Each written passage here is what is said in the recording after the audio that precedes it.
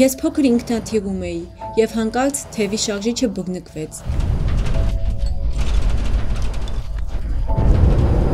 Այն պահից, երբ այրվող յուղը լցվեց ինքնաթիռի ամբողջ աջ կողմում, և մենք սկսեցինք սուզվել դեպի երկիր։ Մենք պտտվում էինք դեպի մահ։ Միջանցքի դիմաց գտնվող կինը, ես շատ էի ցավում նրա համար։ Նա ուղղակի բացարձակ անկառավարելի հիստերիկ էր, իսկ ես հանգիստ էի։ Ես լիովին հանգիստ էի, չնայած գիտեի, որ գնում եմ դեպի մահ։ Ես պատրաստ էի հանդիպել իմ ստեղծողին։ Մենք վթարի չենթարկվեցինք, մենք չմահացանք։ Պարուրային սուզումը հանգցրեց բոցը, վթարային վայրեջք կատարեցինք դաշտում։ Բայց այդ փորձառության շնորհիվ ես մտածեցի, որ եթե հավատք ունես, կարող ես հաղթահարել դժվարությունները, իմանալով, որ հավերժական հեռանկարով ամեն ինչ լավ կլինի։ Ղուկաս 21-ում երկրի վրա մեծ նեղություն է լինելու։ Ազգերը կխռովվեն և կտագնապեն ծովի ալեկոծումից և շարաչյունից, մարդկանց ստերը կնվաղեն վախից։ Այն, թե ինչ մենք տեսնում ենք, կանխազգուշացում է, որ այս վերջին օրերին մարդիկ կվախենան։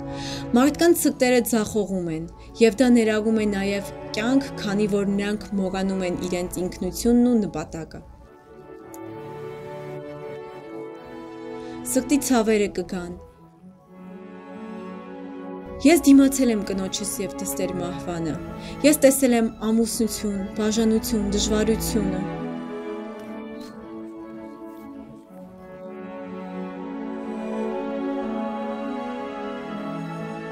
Երեխաները կամ թոռները մոլորվում են։ Հաշմանդամություն, հիվանդություն, վնասվածքներ։ Անհատինով սրտով թույլ է։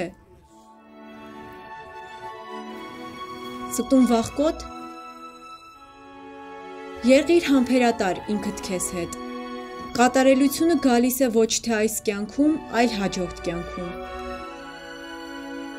Մի պահանջիր անհիմն բաներ,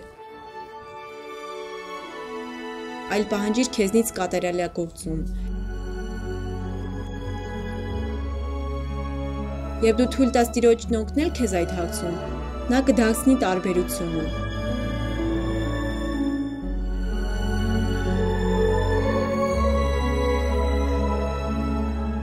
Ես այնքան երախտապարտ եմ Հիսուս Քրիստոսի ավետարանի համար, որն ինձ թույլ է տալիս այսպիսի ուժ ունենալ այս փոթորկոտ ժամանակներում։